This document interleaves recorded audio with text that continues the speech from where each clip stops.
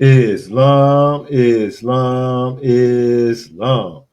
Paradigm Shifting the podcast is back.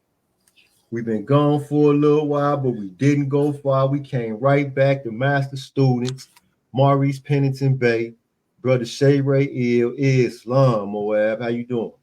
Man, Islam, all praise be to Allah, all is well. Honors to the Islam, Prophet Noble Drew Islam, Ali, and honors to you, Brother Moorish Pennington Bay. And Islam. it is great to see you.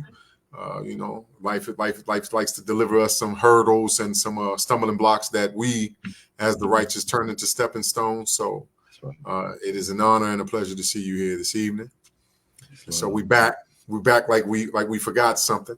Yeah. It's love. It's I'm love. excited. It's love. I'm drawing. It's a pleasure to be back. You know what I mean? Ain't nothing like having these conversations where we discuss the possibilities of man and deal in the possibilities of man. You know, it's no greater feeling. Not for me. Loving the prophet the way that we do, loving Allah the way that we do, and then loving our people the way that we do. That's right. Today's topic is unlocking the key to prophecy. I always tell ones, man, if you know without a doubt or a contradiction that you fixing to get ready to get into a fight and your opponent ain't got nothing but the left jab, that's it.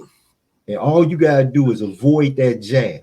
There's no way that you should lose that fight. And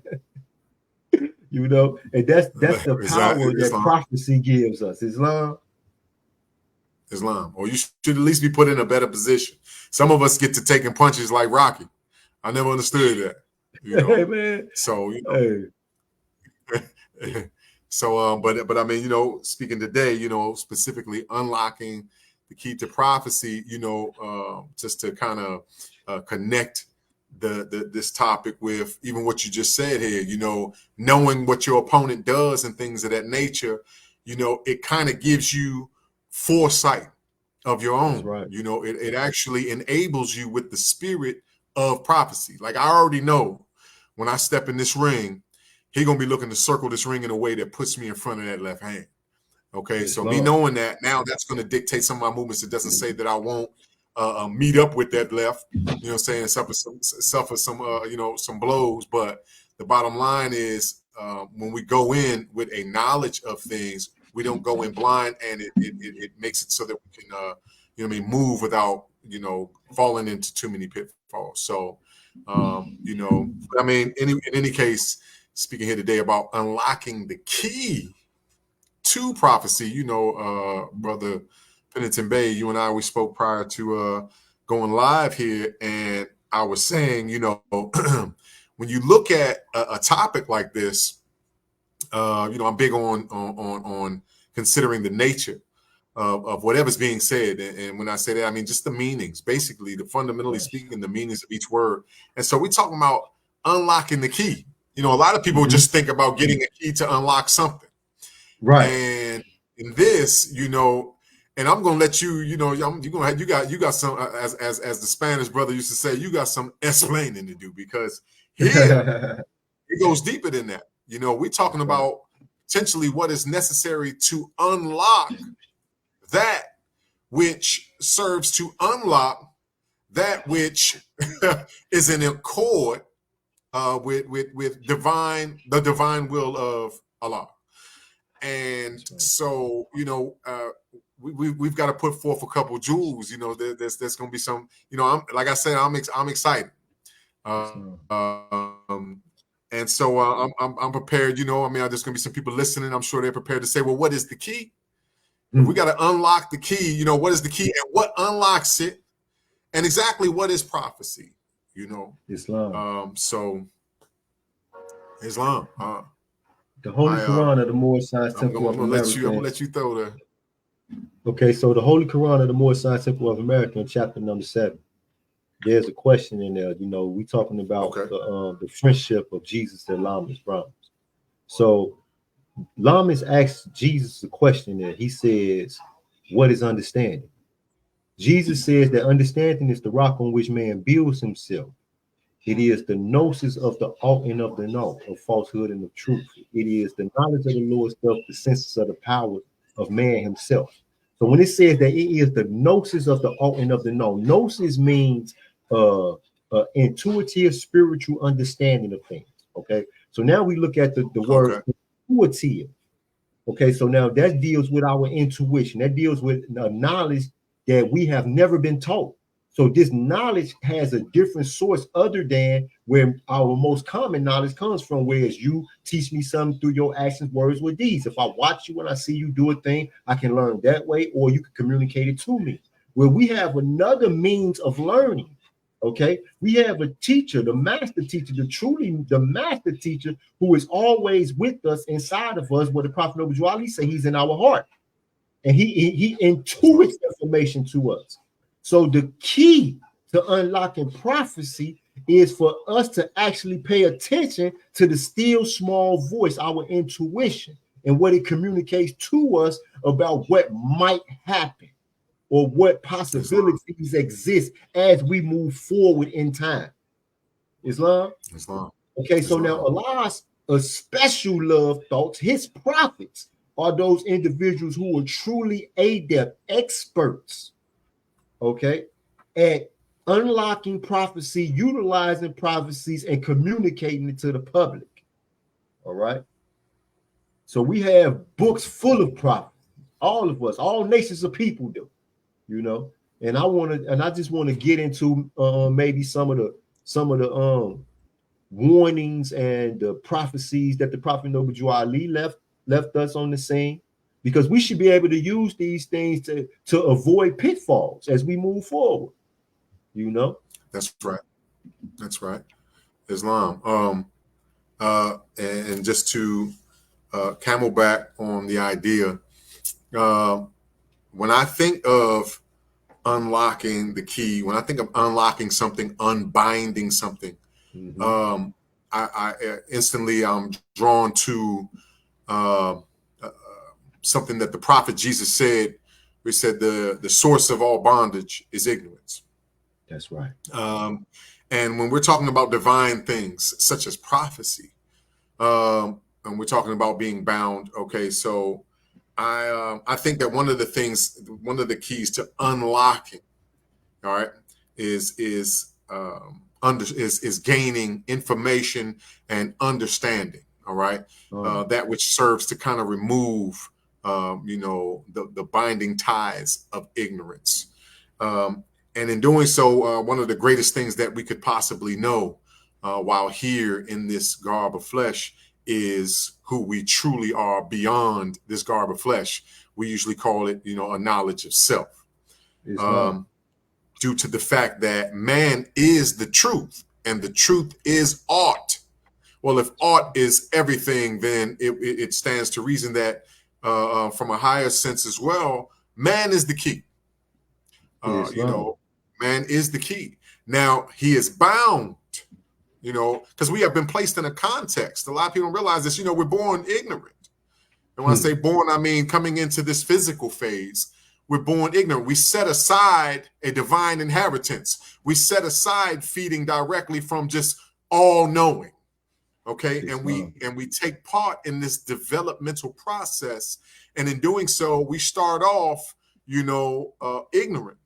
And, as we develop our understandings and start to lay our foundation and then build our structure and things of that nature for the temple of perfected man, we start to unravel ourselves and we learn that we are the key we are the key to prophecy. We are the cornerstone to prophecy. Why is this so? When I think, when I use a term like prophecy, I mean a declaration of divine will. Okay. And when I say a declaration is one of the best ways to say declaration is a let there be. It's actually the actions of will. It's the actions of the soul. And a declaration of divine will in the Moorish Temple of America will is also known as the force, and vice versa. right? And force, okay, and when we're looking at this, and you brought up chapter 7, force, let me put it this way. Force is the will of Allah. Right. It is omnipotent, and power is that will in manifest, directed by the breath, man being the breath, man being the truth. So what this tells me is that it's up to us to actually direct the forces of nature and things of that nature. It's up to us to direct these things for the sake of prophecy. You know, so in doing so, we play a key position. We are as a line uniting divinity and matter. That's right. But it starts with us actually taking proper hold of the key, and we do so through a process that the Moors call study. For some, that's just a word, and it usually means just go read a book. To a Moor, that is the law. That is the law, and indeed, we're reading a book, but we call it the Book of Allah's Remembrance. You know, we travel back through the ages and meet with the sages, and this knowledge, which transmutes, you know, me into an ability to be. This right here serves as a key to unlock some things that people would refer to as nothing but wild dreams. Islam. I wanna take a look at something that the Prophet Noble Ali said, right? Listen to this. He said, I am going to repeat myself. That's what the Prophet said. He said, I am going to repeat myself. So we look at a little prophecy like that, and I say, well, what do you mean by he going to repeat himself? What is it that he's going to say again, or what is it that he's going to do again? All right. Now, one of the main topics of discussion that for me and other Moors who I deal with on a day-to-day basis, yourself being one, has been the illusion of this unity that exists, within the Asiatic nations of America. Now, when I first came home, and I went out and I started working with different nonprofit organizations, because I just wanted to say, just give myself to the people. How can I help? Starting off with the with John's partnership, went over to the Tri-County Urban League and did an event with them, did a little bit. But what I'm seeing is I've seen so many different groups of Asiatics contributing to, serving our communities in every kind of way. I'm talking about people that just provide food to the hungry, provide job training to the people that need job training, provide employment opportunities to people who have job training but just can't find employment. Provide people with knowledge of self. One brother down here in Peoria, he got a program called War every morning at 6 o'clock in the morning. Whoever wants to. It don't matter if they old, if they young, it don't matter. At 6 o'clock in the morning, he got a program where you could come out and he takes these people and he gives them physical training.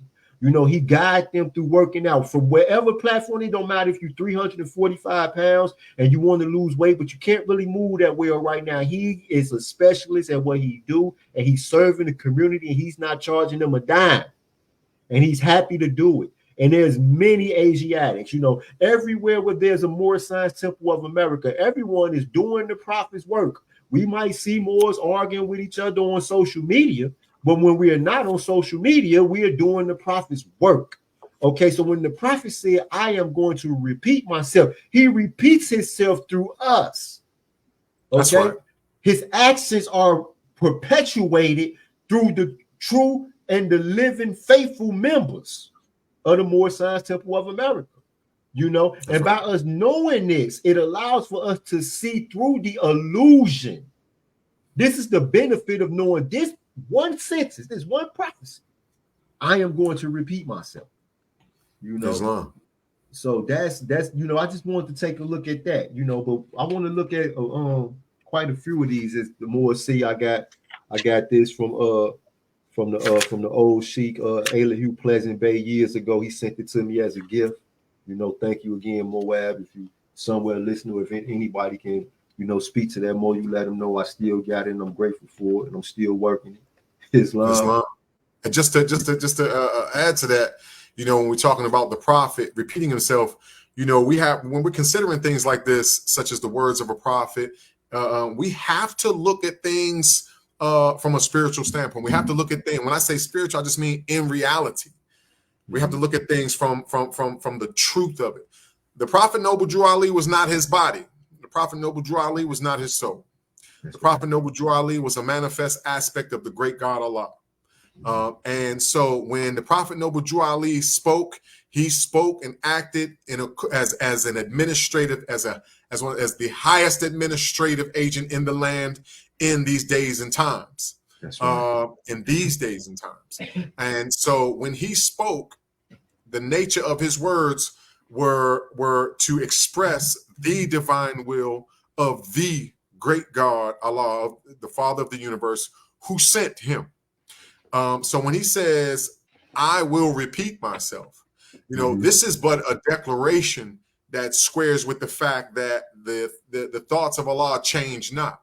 That's right. Okay, so when we're talking about repeating oneself, what we're talking about is, these laws, these underlying principles and things of that nature that I, the Prophet Noble Drew Ali, stand for, will ever be.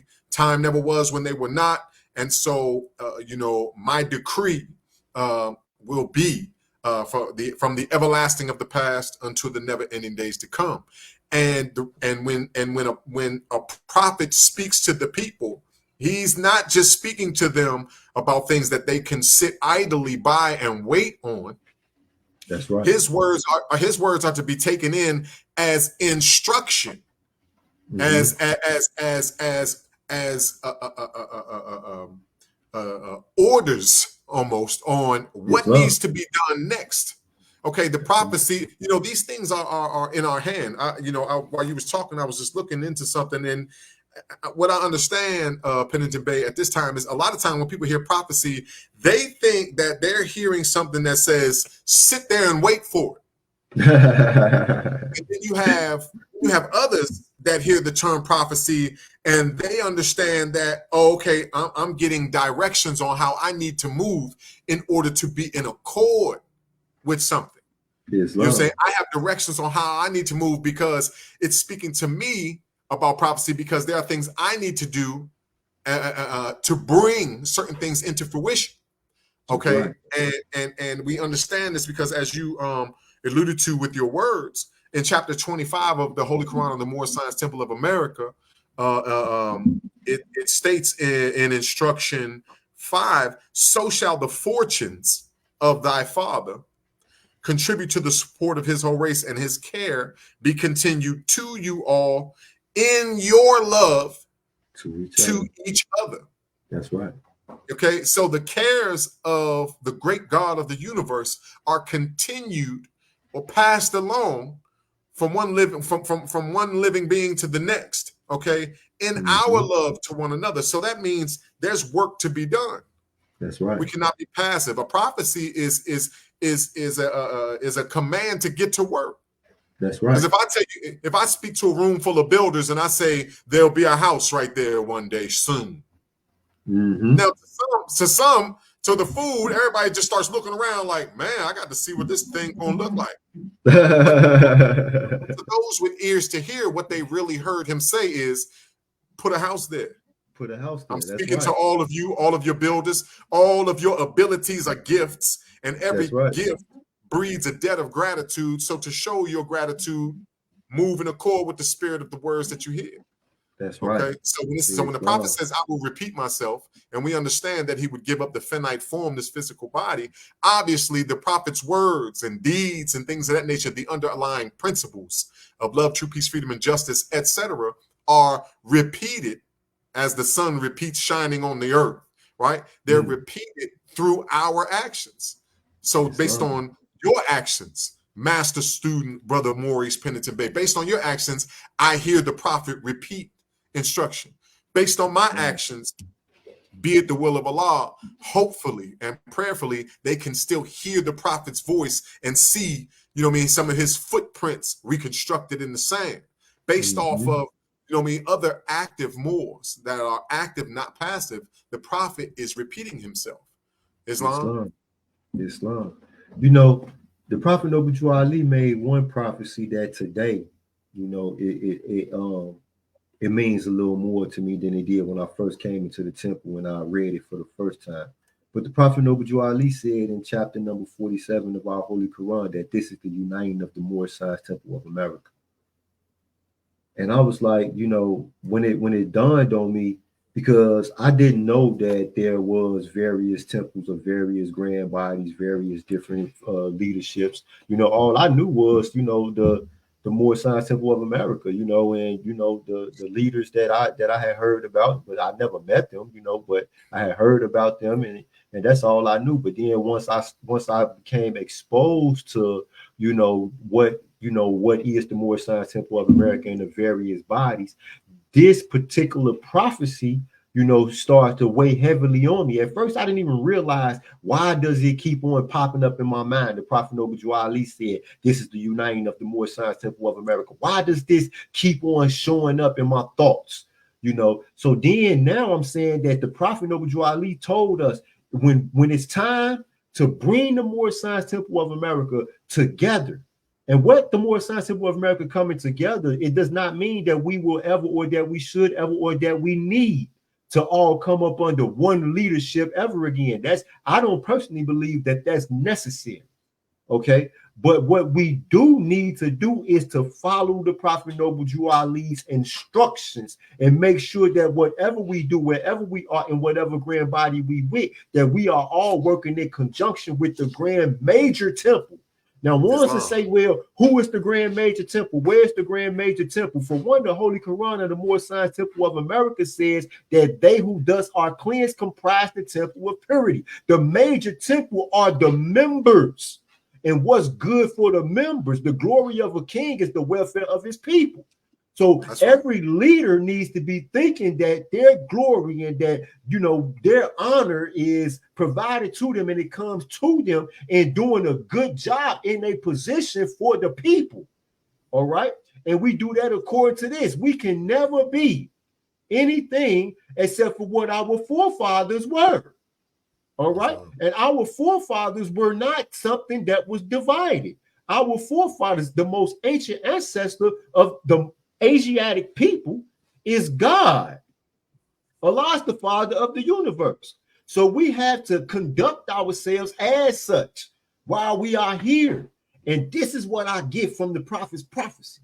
So now I go about the business of not even acknowledging this so-called disunity. I don't give a freak where another member goes to his meeting. All I care is that he makes his meeting. That's what the law says. All Moorish Americans must promptly attend them. You must promptly attend a that means in that public means promptly. As long as you do that, as long as you are a part and parcel of all uplifting acts of the Moorish Temple of America, what did Jesus say to his disciples? Man, if they ain't against us, they with us. You understand me? You know, so when we look at the prophet's prophecies, you know, we have to contextualize and we gotta actually put them where they go, fit them where they fit. And like you said, walk into them. Look at the prophet Jesus as an example. The prophet Jesus knew all of the prophecies concerning himself. Ain't that right? Islam. So he made sure that he walked into those prophecies. Why? You know, was he so conceited or arrogant that he just wanted to make sure that the people knew that he was the Messiah that all of the prophecies had prophesied would come? No. He knew that the people were waiting for him and he wanted them to know that he had arrived so that they could get in order and they could start doing their parts. Okay? Because it's work enough for all. And when the trumpet blows, everybody needs to know that they are getting up and working, that they are contributing to something worth contributing to. Otherwise, they'll be just like the Muslims in India, where they feel like their work is nothing but toil and they'll just be waiting to die rather than working because they know that it's supported by love and hope. You know? So these prophecies have a power, and those who know the prophecies and those who have taken that first step of belief, try them out. Okay. One of the prophecies that the Prophet Noble Ali said and speaks to where we are right now as a nation. He said that we will be taxed to death. The prophet said that we will be taxed to death. Okay. Mo, in Chicago, where I'm from, they got they got all type of taxes. The property taxes have increased almost 60% in the last 15 years. You know, when we look at the taxes, the people in government, the legislators in this country, every time they have a great idea, every time they come up with an idea, they want to raise the people's taxes to support their idea, because none of their ideas are producing finances to support themselves. Well, this should tell us something. It's time for us to start voting for some more ingenious people. Because if you got a great idea, Marcus Mosiah Garvey, what did he say? He said that a good leader is a good earner. So whenever you come with a great idea, you need to be providing, which I want to hear, you know, as Grand Sheik of a missionary post of a temple. This is what I need to know. When any member come with a great idea, I want to know, okay, now how is this idea financed? Completed. Because the Prophet Noble Ali said that we will be taxed to death, and I don't want to be a part of the taxing party. All right. I want to relieve the people of some of this stress from all of the taxes that we have to pay. Okay. So this is something else, you know, when we talk about the Prophet Noble Ali and his prophecies. Islam, you know, ultimately more, and I think it's important to put, you know, this idea out there. Ultimately, the prophecy of the Prophet Noble Drew Ali, the nature of it can be found in the Holy Quran of the Moorish Science Temple of America. When you contemplate the implication and the relativity of the instructions that the Prophet Noble Drew Ali brought, it lets it be known that what's being prophesied is, you know, Allah dwelling in the temple of perfected man. And therefore, we are acting or being instructed on how to become master builders of that temple of perfected man within. And, you know, it's basically a revelation, the Holy Quran of the Moorish Science Temple of America. It's a revelation of what is to come and the work that needs to be done so that you might be considered as functioning in accord with the will of Allah. Another thing that the prophecies do is they reveal the character. The prophecies reveal the character of your time. They reveal the character of your time, and this way you might recognize the pitfalls of your time. See, prophecies serve to correct, protect, and assist you in projecting the will of Allah. And so, for example, you know, we have one of the prophecies, and of course, we come out of what some might call, I'm coming out of what some might call the equivalent of hadiths. We have them as oral statements and things of that nature, but we can measure certain things, okay, from here. And one of the prophecies, in one prophecy, it says, each word that I speak is spirit, and you Moors had better heed. Each word that I speak is spirit, and you Moors had better heed.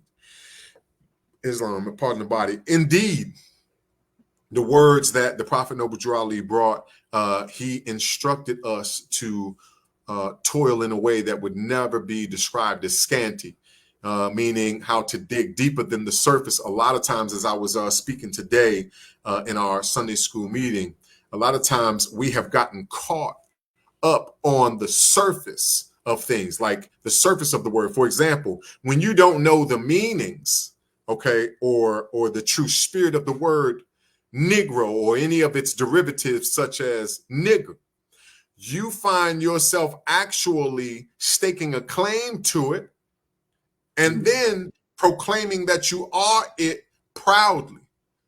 So now, since we haven't dug deep down and realized that the term nigger was given to someone in place of their divine national descent name, since we didn't know that this term nigger was actually given officially in 1779, unofficially in 1774. All right, but since we don't know that these terms are given to those who have been stripped of everything that makes it so that they're recognizable as humans within the government in which they live and the nations of the earth, since we don't know that this term nigger and some of its derivatives, okay, are basically given to men, women, and our children that are actually known as property or chattel. Since we don't know any of these things because we're not digging deeper than the surface, now I'm a real nigger.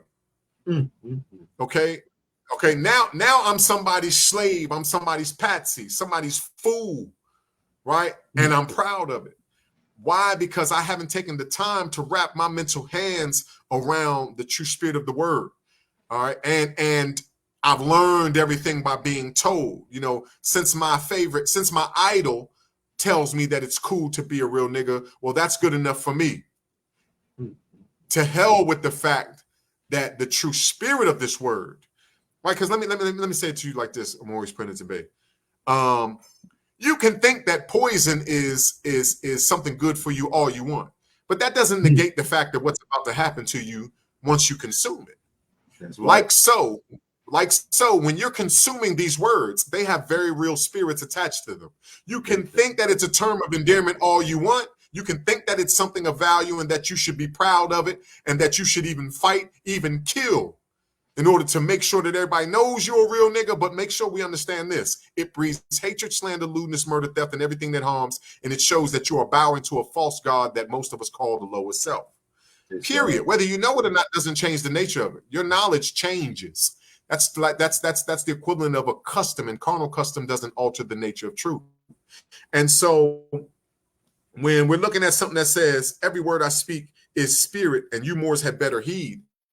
In other words, give careful consideration to the fact that there's something deeper than these symbols that we call words. You have to actually meditate. You have to digest what this is, because if you wrap your hands around the wrong meaning, well, just as you will absorb the chemicals of what you wrap your bare hands around, so too will you absorb the nature of the meanings that you accept, or you will absorb the nature of ignorance should you choose not to even figure out what it is that you got hold of.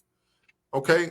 And so this right here is an interesting prophecy to me when it says, my words have spirit. So in other words, we have to dig deeper into these things, because words are what has been used to ensnare us. As you can see, physically, we're running around without chains. Physically, we're running around without chains. The chains that we have in here are basically the meanings to the things that we have stored up now. So now no one has to chain you and make sure that you remain in a nigger state of mind. They gave you, they have prescribed for you the diameter and circumference of your thought processing. So now you chain yourself. Okay. And if you don't consider the spirit of the words that the Prophet Noble Drew Ali has brought you, or any prophet has brought you, for that matter, but specifically today, we deal with the Negro problem, the only way the Negro problem can be dealt with, and that is in the Moorish Science Temple of America. So if you're not going to consider these things and take that medicine, no wonder you stay sick. No wonder you stay sick. Islam? Yeah, hey, Mo, you said a mouthful. The Prophet absolutely said that every word I speak is spirit and you know what's better heed. And I see it. We see it to this day. We see it, we benefit from it. We benefit from heeding the prophet. I remember a time in my life where I knew that I was going to jail. Like when I got out of jail, I knew I was going back. Like, I had a sensing inside of me that people who did what I did were not going to be allowed to stay in society. All right, we were not going to be allowed to roam free amongst the free people. I didn't know at the time. I didn't really understand that, you know, it was not man who had made this decision, but that it was God who had made this decision. Okay, so when the Prophet Noble Ali came into my life, I started to think, because he communicated to us that Allah is the father of the universe, and this means something to me, right? So I have children, and I had two small children. I have two adult children now and two small grandchildren now. But at the time, I had two small children when I first came to the Moorish Science Temple of America. And I would think about, you know, how much I love my small children, and how much I wanted for my small children to just be kept to be kept safe, and to be secured, and to have the, you know, the best opportunities that life could give to them. And then I realized that the way I feel about my children is the way that God feels about his children. So I went to ask myself, well, if there was a predator, or if there was anybody in my community or my neighborhood, or anybody who could reach my children, who might be a threat to the safety and security of my children, what would I do to keep my children safe? Okay, I would do anything to remove that threat. Now it gets a little deeper. Well, what if the threat is your child too? So now it's like, well, wow, everybody in society are the children of the Most High God. Islam. Even with my criminal mind state and my criminal thinking and my behavior, antisocial disorders, was still a child of God. So rather than to smite me down, or to kill me, or to just rid the planet of me, God placed me away from the children that I threatened, but at the same time put me into a soil where I could be cultivated and where I could grow the right way. Okay, so here it is. This is love divine for real. Okay, and I'm like, well, wow. The prophet said, every word I speak is spirit, and you Moors better heed. So now I said, well, being the child of God, I have to adopt these same principles of action. Okay, the way we learned in the streets coming up was, if somebody hits you, you hit them back. If somebody insults you, you hit them. If somebody hits you, you shoot them. If somebody, you understand what I'm saying? It's always, I gotta do you worse than you did me. Well, the Prophet Noble Ali said, imitate I your prophet. We have nothing nowhere recorded where the Prophet Noble Ali was a violent individual. He wasn't violent with his thoughts, words, or his deeds at all. Okay, he did not respond to insults. He did not respond to threats. He did not respond to ignorance the way that we were taught to respond to it growing up in the street. Now, there's a challenge. Is it safe for me to not instantly, reach out to try to destroy what I consider a threat to my own physical form? We got to try this stuff. While we was there in them Dismal Crips, I started to try this stuff, Mo. I'll never forget. Right. Honest to Azim Hopkins Bey. Hopkins Bey came in and he demonstrated this. And he was talking about, how do we diffuse situations, the de-escalation. So he was like, if you got two individuals and they riled up and they ready to fight and they ready to do this thing to each other, you bring them into a room where there's nobody but you and them. And the first thing you do is you sit down. And you sitting down, it communicates the truth that I am not here as a harm or threat to you. Okay. Right. And what happens is the individuals start to de-escalate slowly. And eventually, somewhere in the beginning of the conversation, you could say to them, sit down. And then they would sit down. When men sit down, men ain't finna start punching each other. Okay. So now what I seen in him demonstrating this and being in the prison, I started to do it. But I had to test it and try to see if it worked. And I'm telling you, it worked. It worked. So now we start to heed everything that the Prophet Noble Drew Ali said because it works. Okay. And this is the case with all prophecies, with the intuition. You know, when you're prophesying yourself, because we all have the ability to see into the future to a degree. And a lot of times we see into the future, we see things and we have truths communicated to us about threats that are around corners, and still we go around corners. That's right. So when we start to listen to ourselves, when ourself and what is in ourself, our higher self, where Allah is there, when we start listening to the Allah in us, communicating to us, and it's small and still, and you got to be still. After a while, it seems like it's screaming. That's right. All right. Because you don't become accustomed to listening. All right. This is what the prophets, they have become accustomed to listen. Everybody, you know, most of the people listening, unless you knew and you don't know who Maurice Pennington Bay, one of the Moorish master students, Bay the Truth Forever. Get over there on YouTube. If you're on YouTube watching, do me a favor, hit the like button. You know what I mean? Subscribe, share.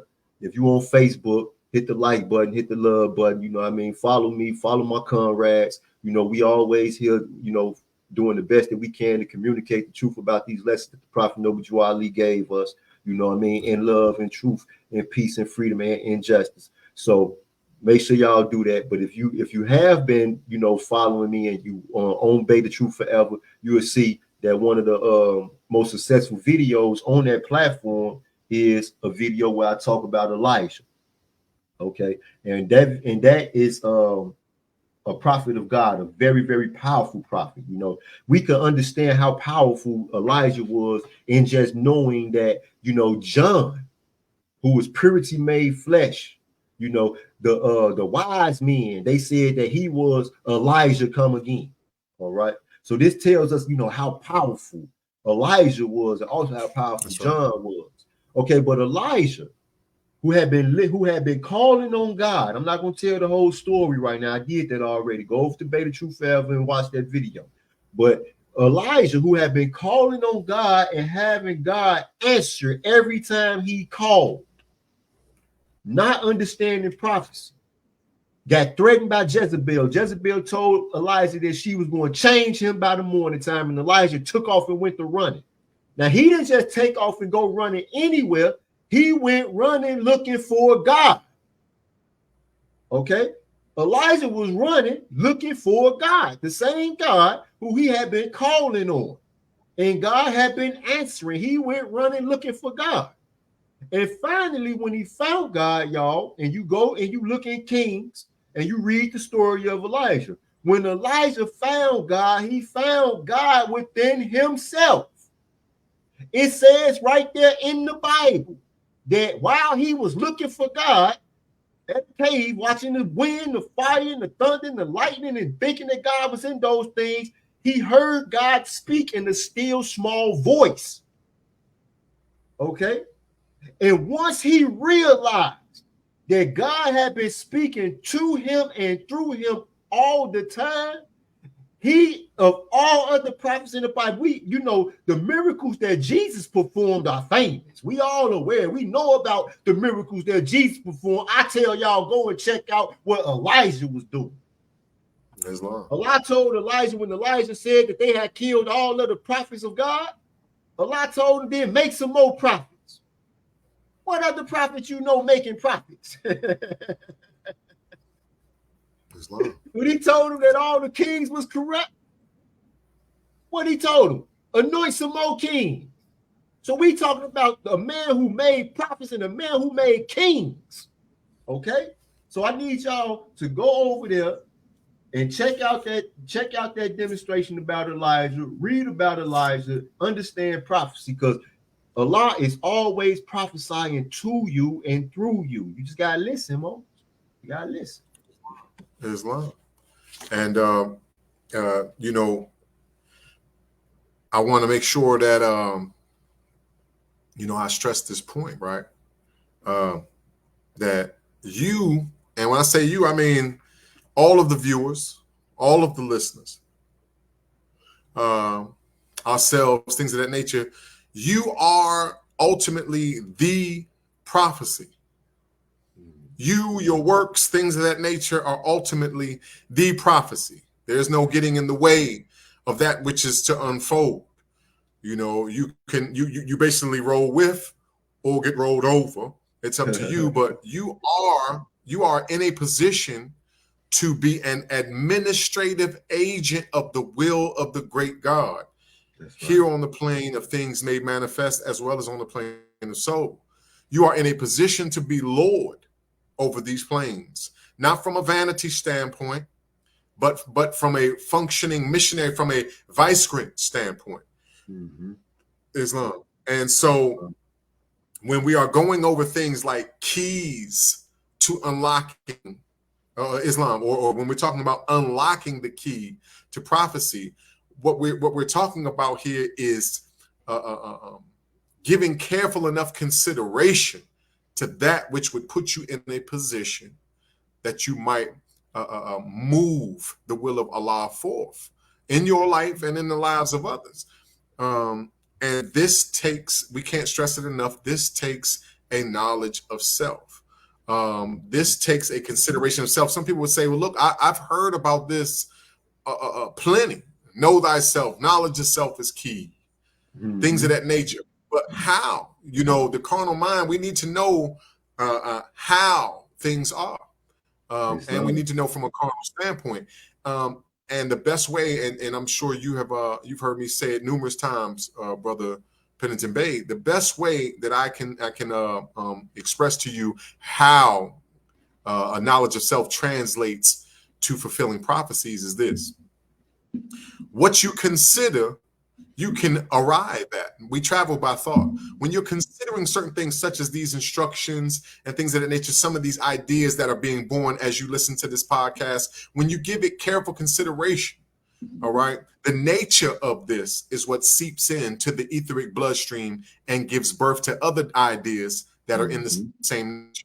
Once you start to follow these ideas, just as the brother Penitent Bay just put out there, you know, he followed an idea that felt harmonious to his soul. He believed, aka he thought perhaps this is so.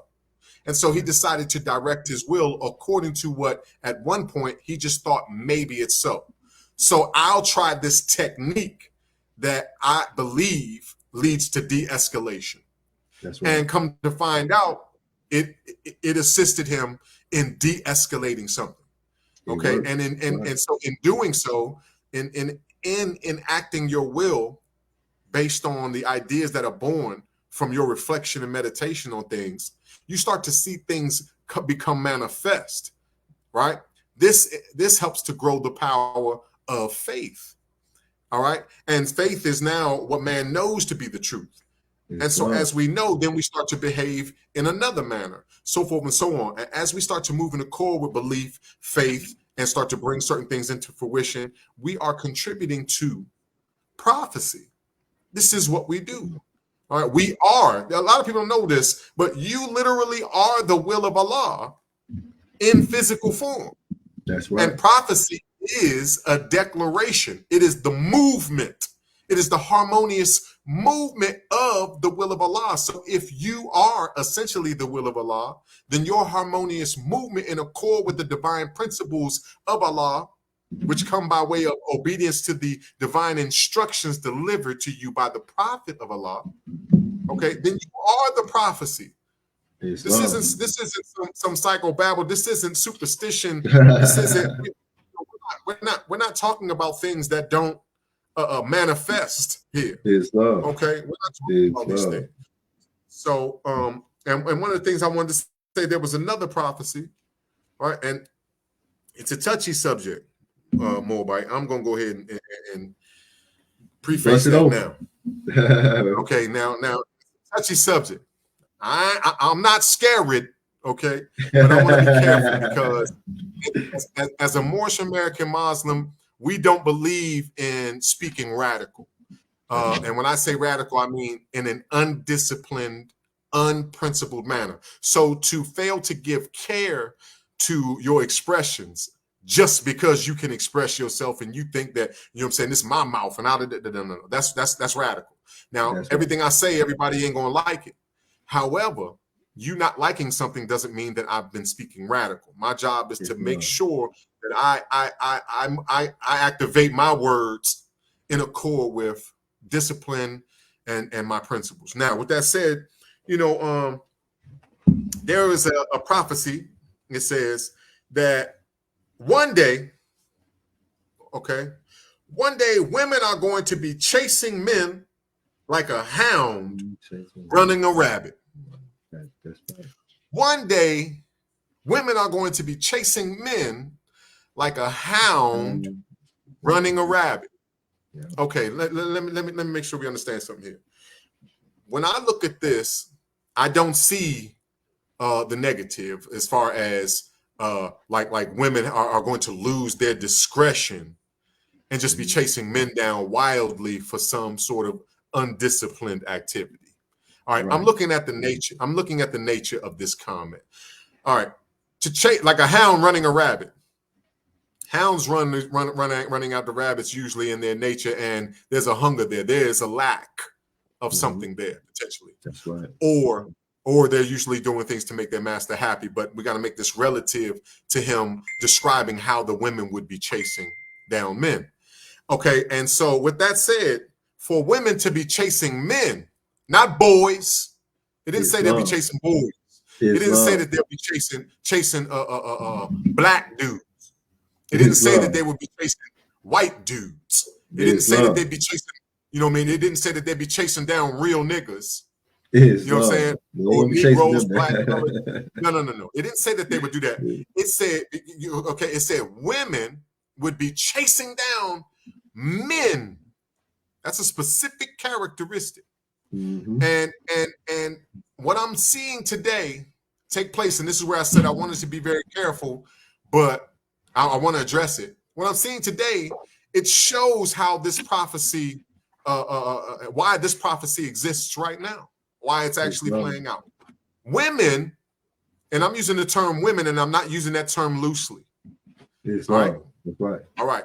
A woman truly is, from a metaphysical standpoint, she's not just out here with a pair of track shoes, literally in the physical, and when they see what they think is a man, because you can't see a man with physical eyes. A man is recognized by something higher, but that's besides. I'm gonna keep it moving. Women are actually chasing, so to speak, men because there is a shortage. That's definitely a shortage. Because there's a shortage. You know what I mean? Some of those shortages are in the boyish mindset. And some of these shortages, and I want to address it, some of these shortages are even being created, okay, by some of the so-called men who believe that they are the women. Wow. Okay, because when I was in the Dismal Crips, they were like, well, so many men are locked up, so that's the shortage. I said, no, not really. Per capita, there's more males outside of the prison gate probably than inside of the prison gate. It's like, well, you know, just where they're killing each other in the streets. I said, yeah, but there's plenty males out there. All right. But see, once we start talking about man, those who are willing to play their part, all right, act in accord with their true and divine nature.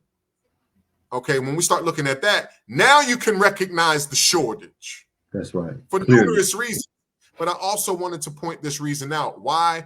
Because I was speaking with someone the other day who thought that it was inappropriate to touch on such an issue, and because of the confusion it causes. And I said, listen, man, as soon as you start to become afraid to speak the truth, because you feel like there's a penalty for the truth, we lost another man. That's right. Man down.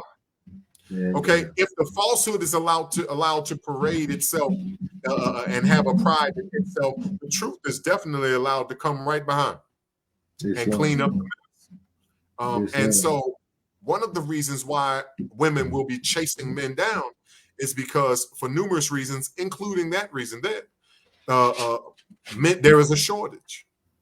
Islam. And so, no, go ahead. Demonstrate your thought. I got something to say. I got something to say on it, but go ahead and demonstrate your thought. You know, now you know that. I mean, listen, this right here is a rabbit hole. Okay. Yes. And the reason I'm bringing it up, because sometimes people will say, "Well, Dag, what is that? What does that have to do with prophecy?" Okay. Well, when we start talking about women chasing the man down, you know, we have to look at some of the reasoning behind such a thing, right? And that is because, I mean, and when you compare it to a hound chasing a rabbit, that's because there's a shortage, there's a lack of something. However, time never was when man was not, and I don't believe that the male species is about to fall off the planet. I don't hold that belief. So what I'm starting to believe is that there's a nature that has to be present, which is the reason why we call man in the first place.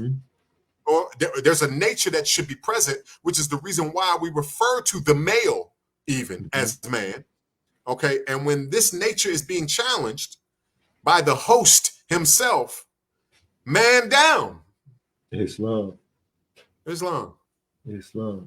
You know, when there's something else, you know, I got to go back to the Crips. So when I was in the Crips, you know, I started to notice a change in the people who were coming in, right? You know, I watched. I never thought that the day would come where, you know, you would see guys walking around in prison with skinny pants on, skinny clothes. You know, like, you know, it's a prison. You know, and you know the things that go on there. But then that started to happen. You know, and at first, you know, you get in your mind, you like, man, what's the effeminization of this generation is bad. But then being a sheik inside of that place, we are communicating with these young people, and you realize that, you know, a lot of them are men. Okay. I mean literally, they are men. It's just now, this is just the fashion of the time. You know, so you start to look again. What I then started to notice was how supernaturally irresponsible some of these individuals were. I mean, good God Almighty, they did not care about their duties at all, Mo. And this is what, and if you ask me, this is what I see now. And I heard, remember our very first podcast episode? I ain't trying to hear that. Yeah. Because how many times did we hear how hard it was for an Asiatic man out here? Don't nobody want to give you a job. Don't nobody want to give you an opportunity to rent a house or buy a house or blah, blah, blah, blah, blah. You know, all of the excuses, you know. And then we come right home and realize that life is only about as difficult as life is supposed to be. All right. But somewhere along the lines, these young guys have not been taught that they have to work for what they want, that they have to work for even what they need.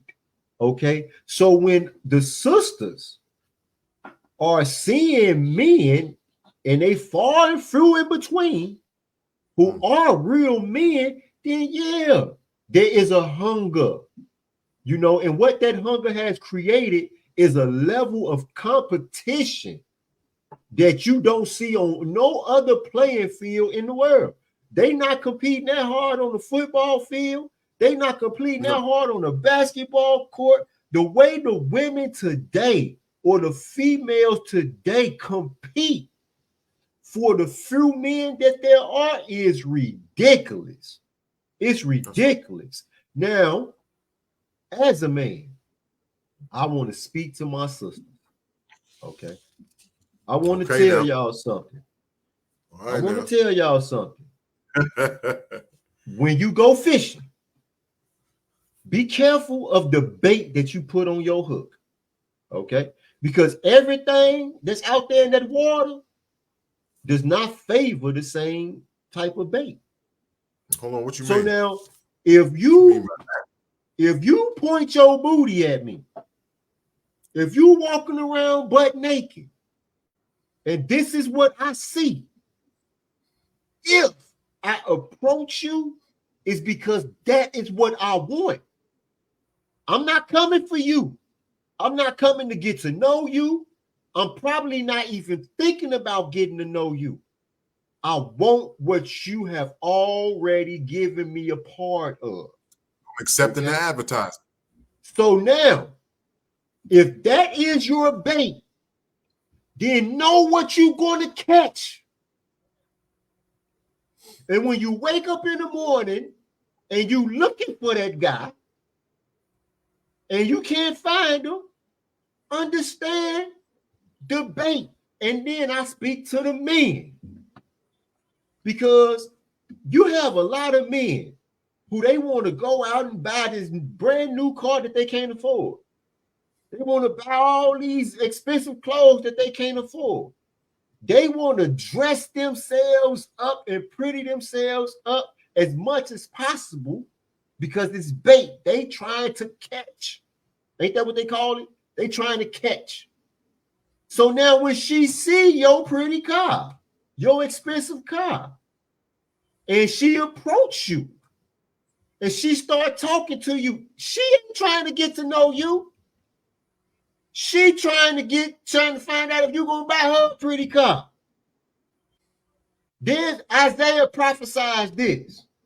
Isaiah said that one day the women will be mincing in their steps with bells on their feet, scantily dressed. Okay? The scanty dress, the mincing, and the bells are to attract attention. All right? Simple as that.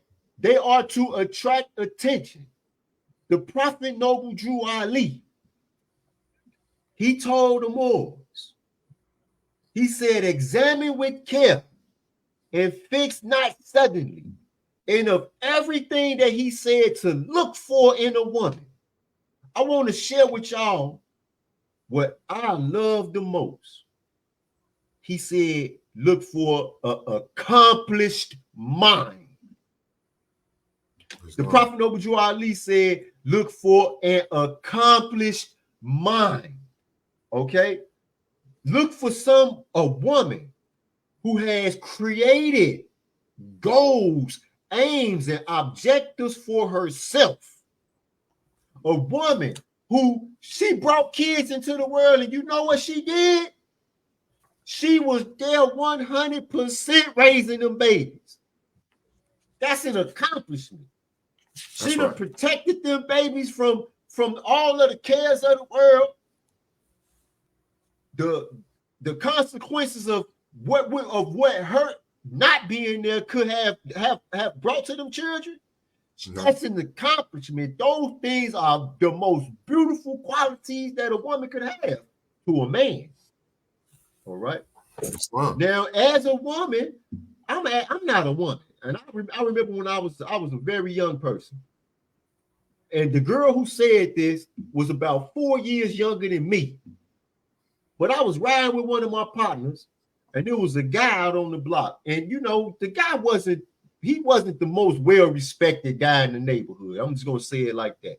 You know, a lot of us, we took him for weak or soft. That's what we thought about him. Okay. And my man said it. He said it out loud. He said, man, that dude pitiful, man. He weak. I don't know what no woman or wanting him. And the girl who I'm talking about was his girlfriend. And she turned around and she said some of the wisest words that I have ever heard. She said, you are not a woman, and you could never know what a woman sees in a man. That's what she said. She said, you could never know what a woman sees in a man. With that being the case, women, The thing that you desire in a man is what you need to prepare yourself to go get. There are instructions in the Holy Quran of the Moorish Science Temple of America that will guide you straight to it. Okay? Please stop looking for a man with your behind. Okay? I mean, stop offering up, stop. How can I say it? Appealing to lust. Islam. Because what you get in return is not going to be what you're looking for. And I'm going to say this. The link is in the chat. Any woman who watching, if you disagree or agree and you want to share your thoughts, either put it in the comments, and I'll pull it up on the screen and we could talk about it like that, or if you want to say something, I'll click the link. It's right there. Islam. Just to count right now, you just said something. I'm looking at the comments to see what's about to happen. That's one of those. And anybody that got something to say, I'm gonna be waiting outside. Right. Now, the first thing is, I will say this. I'm gonna be waiting outside with you. Secondly, what I want to do is I want to make sure that some of our viewers and listeners that because some have joined maybe a little later than others, that they understand we're talking about unlocking the key to prophecy. And the reason why we're on the subject matter, in my opinion, the reason why we're on the subject matter that we are at this present moment, such as what the master student brother Moorish Americans just finished speaking on, is because we're also, when you're dealing with prophecy, we're also kind of speaking on some of the pitfalls that are relevant to our people today. This is where we live. These are some of the things that hang us up: lust and things of that nature. Hatred, slander, lewdness. Lewdness is lust. All right, and undiscriminative lust. Like he was just speaking at. You are not being discriminative when your lust has you to introduce a man to your rear end before you introduce him to at least your first and last name. Okay, so what we're talking about here in this particular podcast of unlocking the key to prophecy, you being the prophecy, you are the will of Allah, and you're here active. That's your mission. That's how we consider you to be functioning, when you are active and acting in accord with the will of Allah. That's true beauty. All you got to do is be beautiful, people. Okay? And so what we're talking about now, as it pertains to prophecy and things of that nature, and being on the right side of it, meaning moving in accord with prophecy as opposed to being moved on by prophecy and then finding yourself crying about the pains and suffrages of a hellish situation that you have created for yourself. What we're talking about is some of the pitfalls, and lust and other forms of hatred and vanity and things of that nature are things that our people in these days and times, in these areas in which we live. All right, so we're speaking objectively here. This is what we're suffering. And just to camel back a little bit off of what the master student, Brother Moorish Americans just spoke on, he spoke a little on the bait. And this goes both ways. He said he wanted to speak to the women and he wanted to speak to the men. So now I want to speak to you collectively. Okay. Although there's a chapter in the Holy Quran and the Moorish Science Temple of America speaking to young men, this applies to male and female. And what it says, though, is, beware, young man, beware of all the allurements of wantonness, and let not the harlot tempt thee to excess in her delights. Now, I just want to explain this briefly. All right. When we're talking about beware, we're talking about remain conscious. All right. So remain conscious of all the allurements of wantonness. Remain conscious of all the allurements of, meaning in connection with, wantonness. Right. And allurements, if you look closely, it's as simple and plain. You're going to see the word lure there. All right. And for all of you fishermen, right, just like the brother was just saying, be careful the type of bait you put on there, because certain types of bait attract certain types of beasts. All right, so we have to be very careful. All right, so beware of the allurements that are connected specifically to wantonness. What is wantonness? Wantonness is being in a state of undisciplined. So when you're in an undisciplined state, meaning you are no longer conscious of the higher and the lower self. So you're not even recognizing that maybe the lower self is doing the talking, right? The lower self has very little interest of who the individual truly is. It's just like, man, look at what she's showing me. It's just like, man, look at what he's driving or what he's showing me from a carnal standpoint. And so what we fail to do at this moment is devise a way potentially of either steering clear, or if we would still like to know someone, we fail to devise a plan to have a true meeting of the minds. And you have to be very careful with this. We have to be very careful with this, okay? Being baited to skip the meeting of the minds. This is where you get to ask questions, give comments, and show your concerns in certain things so that you can catch a glimpse of where someone might be on their evolutionary path. Because a lot of people don't notice, but we're not running through life to find boyfriends and girlfriends. We're trying to find our helpmate that will assist us in the work of life. All right, assist us in moving according to the prophecies of life, okay? And not just someone that can gratify our lustful nature. But here's the kicker. When you are engaging in other people, young lady and women, I'm speaking to you, men, I'm speaking to you. When you engage this other individual, what you have to understand is sex, all right? That carnal urge, that passion that's driving you, okay? Sex and things like that. Sex is literally the signature on a contract.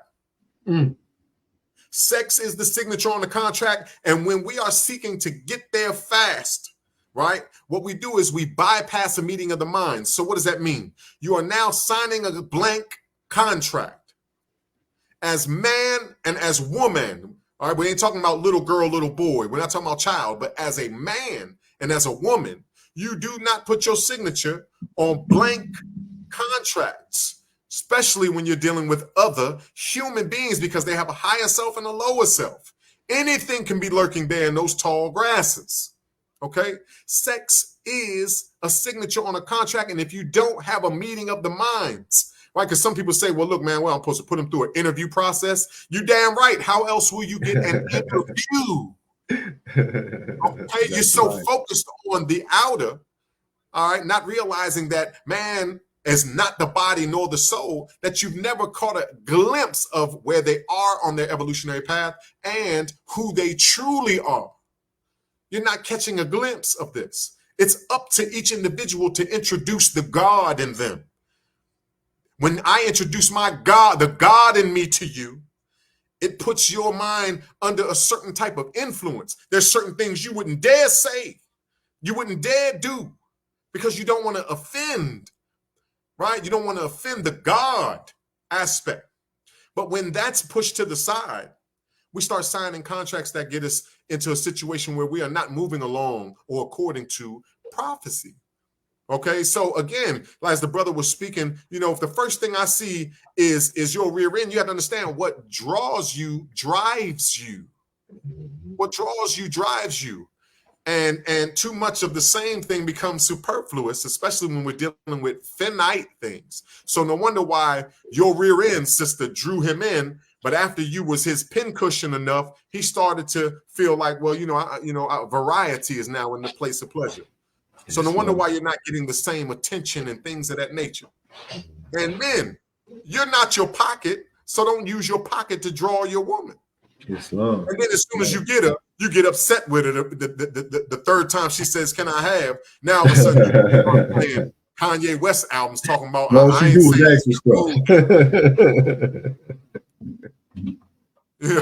ain't saying she's a gold digger. I'm just saying. Well, Islam. What was the bait? Islam. And so again, so we have to recognize these character defects that have been causing us so many problems. And things of that nature, because these are the things that have gotten us on the hook. Our chasing of materialism, our trying to please a false god called vanity, things of that nature. Our unwillingness to investigate who we really are, so that we might shine forth the Creator within ourselves. You know, these things. This is prophecy, Islam. And with that, I have to yield the floor to Islam. Magnificent Islam. Hey, Griffin, how you doing, Moab? Islam. Islam. Can I be heard clearly? Absolutely. Yes, indeed. Yes, sir. Praise Allah for y'all, man. Y'all brothers. Y'all some exclusive, special brothers, man. I look up to y'all, my big brothers, man. Every time y'all speak, praise Allah, y'all give me a lot of motivation and encouragement. You know, Praise to Allah. Islam. Oh, that's all humbling to perfect hear. praise Yes, sir. to my Father God Allah. Islam. Islam. I give my highest honor to His noble, supreme wisdom, will, and love thought. Our angel, His ordained prophet, Noble Jew Ali. Islam. Y'all see y'all going over a lot of topics, but the main topic, the subject matter is prophecy. That's right. And where I was eating, before I go back, I just want to jump on and say something real fast. Real quick. To all the empresses, the princesses, the females, and the women listening to this. If you come outside half dressed or butt naked or acting a certain way, a so-called grown man just don't want to have sex. That's it. Point blank period. That's it. You giving it, we'll take it. Welcome to the show. Hey, look, that's why I was waiting. I'm waiting on it, man. Yeah. And you said something about being afraid earlier, say right here about men. Well, you got to be careful here. Yeah. If a man is afraid, he's not a man. You could be nervous. But what are you afraid about? You know, you're a man. You know, so if you're afraid, I mean, what your woman gonna be? I mean, you know, both y'all gonna be afraid? Had none of the tape. Back to prophecy. You just were talking about people scared to talk about their God because they'll have to defend it. Well, chapter 48, the end of time and fulfilling of the prophecies. So we got a God, we got a religion here, Islamism. You know, we're not scared to defend ours. You know, instruction number 8. While this is prophecy. The Moorish Americans are returning to Islam. We are returning this prophecy now, so which was founded by our forefathers for our earthly and divine salvation. Now, if Allah sent us a prophet to return us back to our ancient forefathers and foremothers, divine and national creed and religion, this is prophecy. These are the words, especially in this chapter, the end of time and the fulfilling of the prophecy. Not that he just made a prophecy, they're being fulfilled. It had the word fulfilling. I mean, they have been put into thought, action, words, and deeds. Islam. Now I want to go real quick back before I jump off and finish eating. Because I know y'all have skipped this already, but the prophet said, my word, every word I speak is spirit. And you more is better heed. Every word I speak is spirit, and you more is better heed. See, words are not just sounds we make. We're not just making noise here in the Moorish Science Temple of America just to hear ourselves talk. Because we're not in control of our ego. Because we have teachers to teach us about controlling our ego. That's right. But these spiritual words are forms of creative energy from our holy and divine prophet. In the Bible, for instance, Islam, it is said that in the beginning was the word. In the beginning was the word. And the word was with God. That's right. And the word was God. John 1:1, right? So now we're talking about words, spirit, and taking heed. Prophecy. So this shows that the words the prophet spoke, or the words spoken in a spiritual form, are the foundation to creation. That's right. Islam? Islam. The teachings of the Prophet Noble Drew Ali, words are spirits because they carry spiritual power, intention, and the ability to manifest reality. Islam? Islam. Noble Drew Ali speaks of his words as spirit. He is referring to divine and the sacred nature of his divine instructions. He was ordained to come fulfill to the Asiatic nations.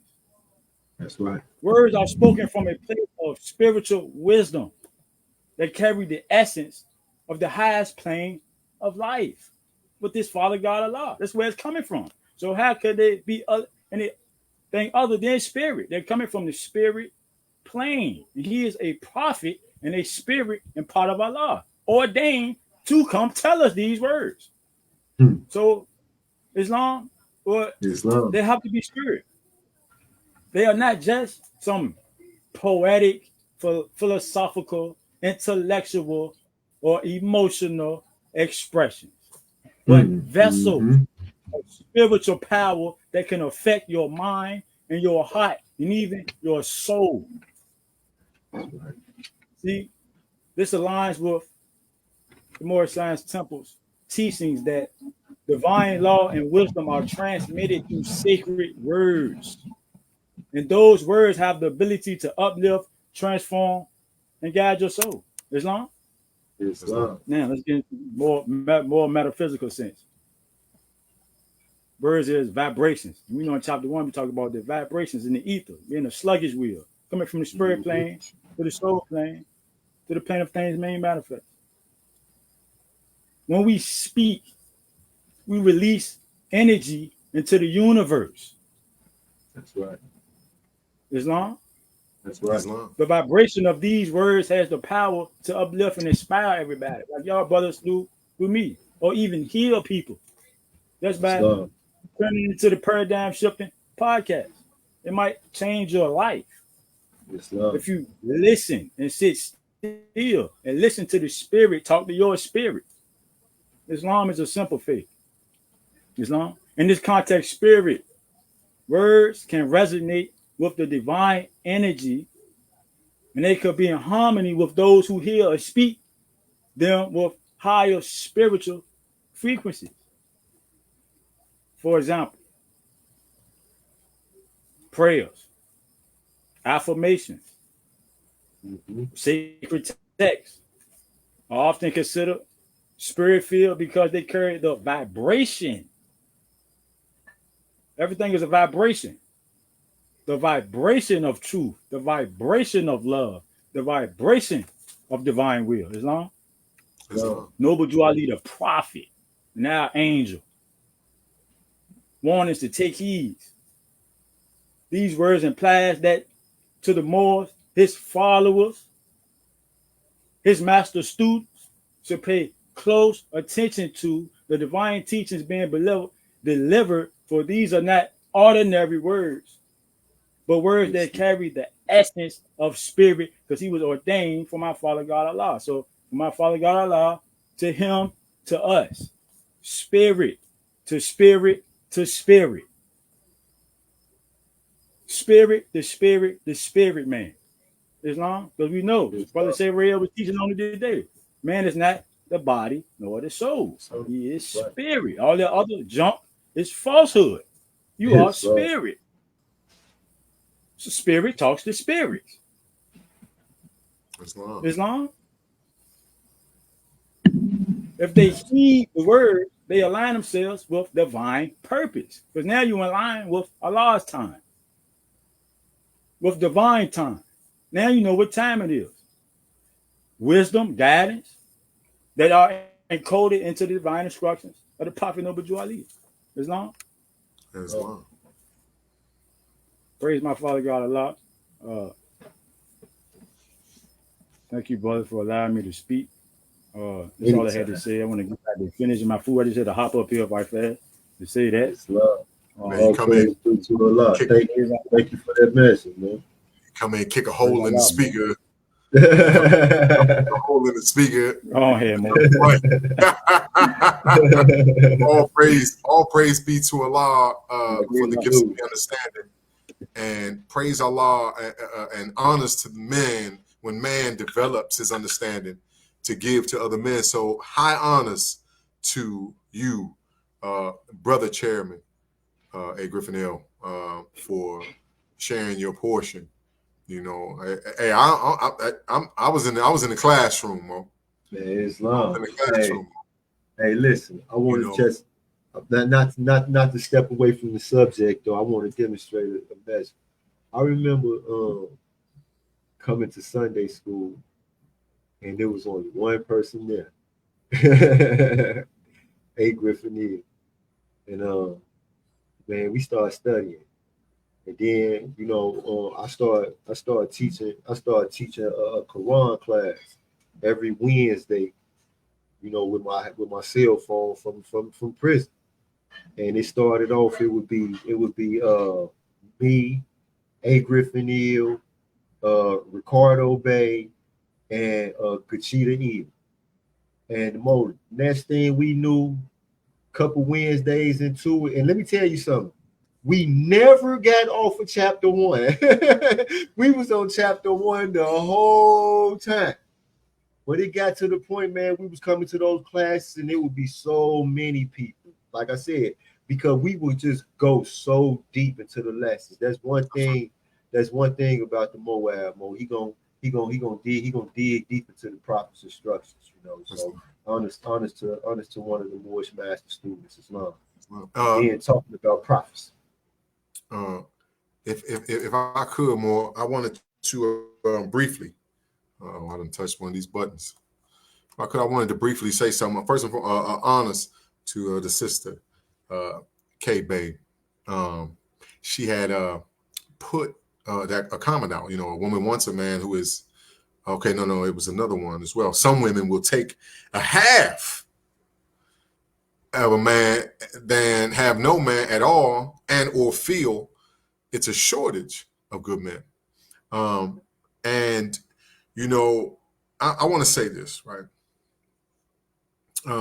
First and foremost, you know, even the wise man knows that, you know, we you know, the more you know, the more you know you don't know. A lot of times, you know, our job isn't to totally comprehend every single thing at this time. Our job is to be what we do know, and our job is to maintain the law of study and put ourselves in a position, put ourselves in a mental context wherein we can unfold and be of use to the will of the great God Allah.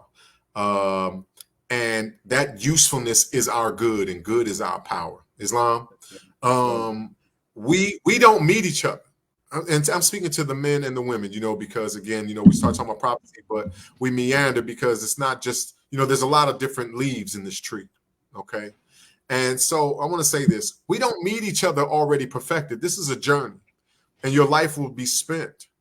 Okay. The currency that we call life is spent paying for, you know, different aspects of this journey. And, you know, I want to make sure that it's not like we should turn and run away from a sister who thinks that she should accentuate her rear end. Sisters, you don't have to turn necessarily and run away, so to speak, from the brother who at that level of consciousness at that time believes that his vehicle, his jewelry, his jeans, or his whatever, his any other carnal thing that turns to dust defines him. It's not necessarily meant that we should turn and run away or forsake these sisters or fail to assist these brothers. That's not the thing. It's a matter of the Prophet Noble Jew Ali didn't say, run, young man, run from the allurements. What he said is beware. He said, be conscious that these things are bait, meaning these things tug at the lower nature. Be conscious of that. Because when we team up with our other half, you know, when we're talking about the men and the women, one without the other is but half. And when we team up in the spirit of tolerance, not tolerance of corruption, because when we're talking about the sisters with their behinds out, and we talking about the brothers that think that they're material things, money makes the man, we're not necessarily talking about evil men and women. That's Islam.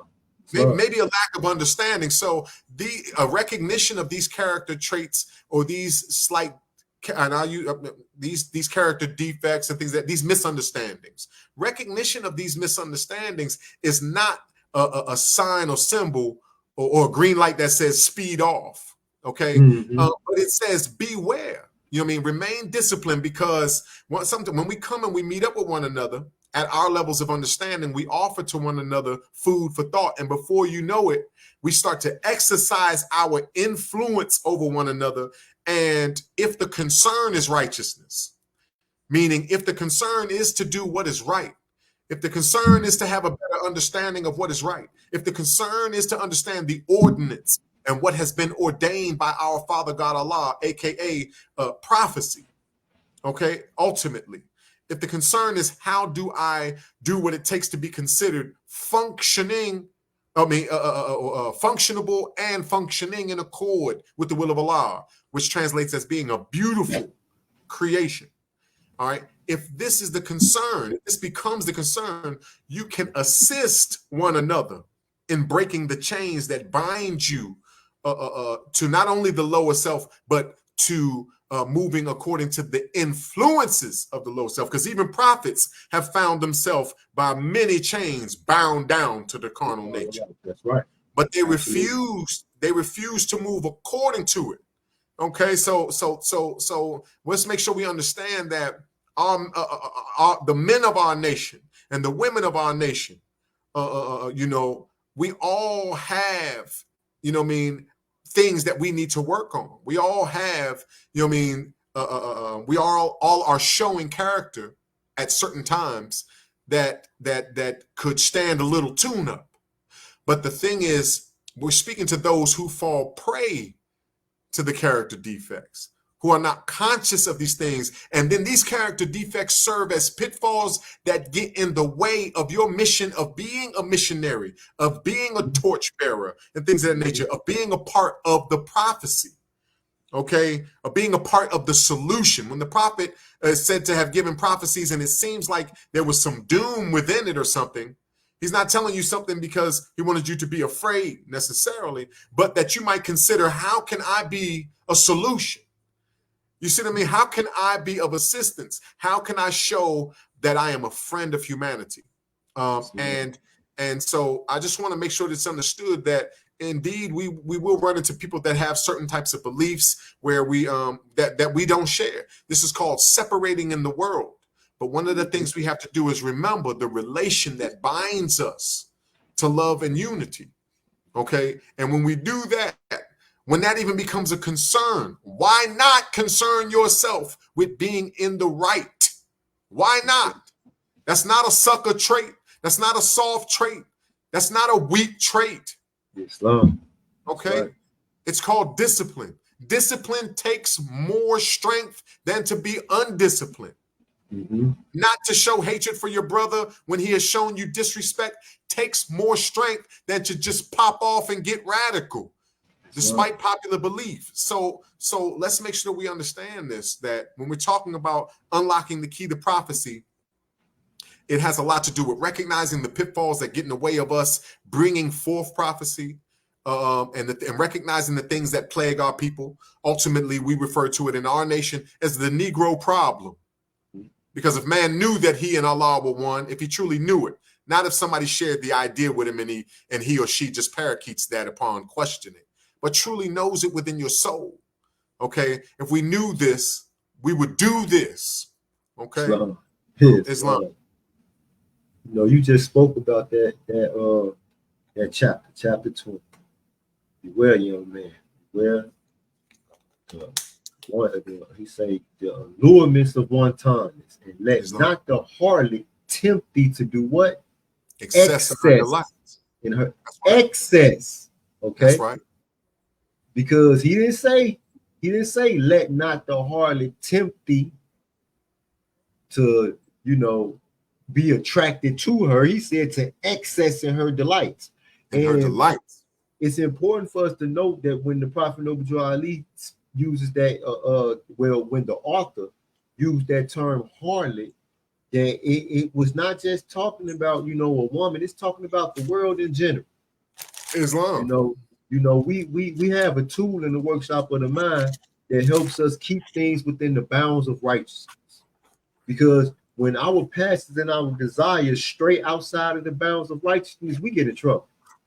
We get in big trouble, Mo. We get in big trouble, and I can speak from experience. I can speak from experience and say that, as a young man, as a younger man, when I was young, I'm gonna tell y'all some things about me. I am extremely naive, and I am extremely one-track minded. Okay, these are two things that I know about myself. And being naive, I don't want to change. And you'll say, well, why would you want to be naive? Like, don't you, people take advantage of people when they're naive.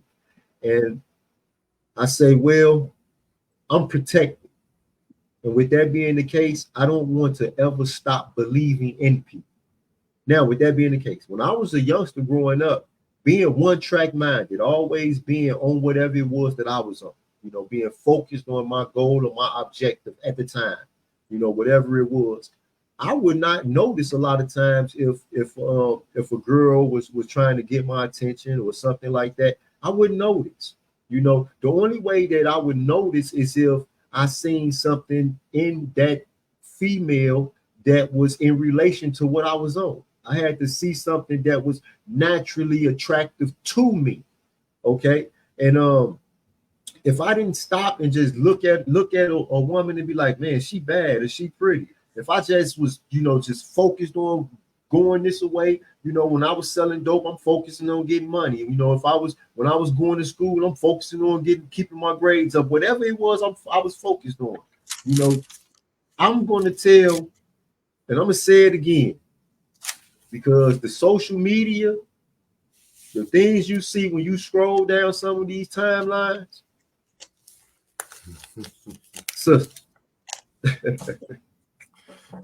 sisters, please stop it.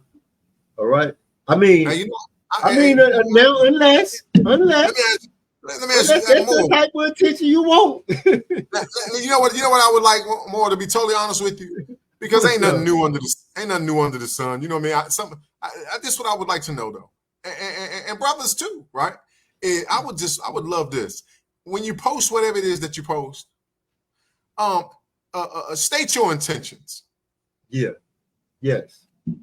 This way you don't have to feel like anybody's assuming, right? Because I mean, I'll keep it simple and plain. There is state your intentions. I'm putting this on here, and if it's just to, I mean, are you putting something on there to say I'm beautiful? Are you saying look at this? Like what? State your intentions. Give me your best reasoning for your behavior. This isn't so that I can decide if something's good, bad, right, wrong, but help me understand where you're coming from, right? When you do what you do. You know what I'm saying? That's all. That's all this. And you know what that does, Penny DeBay, is when you force somebody to be prepared to state their intention, because they used to do that. They used to say, state your intentions, friend or foe.